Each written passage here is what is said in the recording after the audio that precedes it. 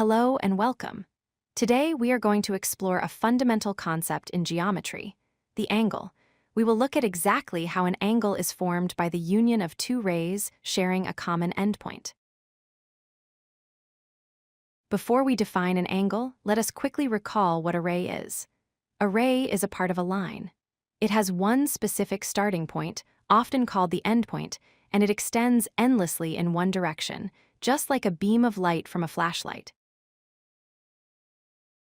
Now imagine we have two distinct rays, but instead of being apart, imagine they both start from the exact same location.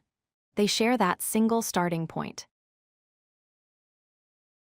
This figure, formed by the union of two rays that share a common endpoint, is what we call an angle. It is one of the most important building blocks in geometry. Let us identify the parts of an angle. The common endpoint where the rays meet is called the vertex. The two rays themselves are called the arms, or sometimes the sides, of the angle. Another way to understand an angle is by thinking about rotation. An angle measures the amount of turn needed to get from one ray to the other. It shows how much opening there is between the two arms. If the rotation is small, the angle is small. If the rotation is large, the angle is large. The size of the rays does not matter.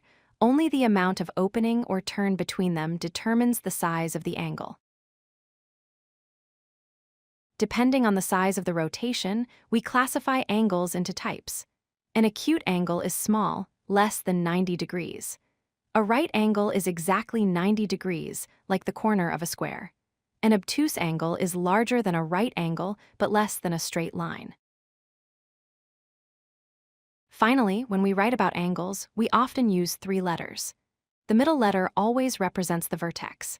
For example, if the vertex is B and the points on the arms are A and C, we write it as angle ABC. If you like this video, hit that like button and don't forget to subscribe. Visit codelucky.com for more such useful content.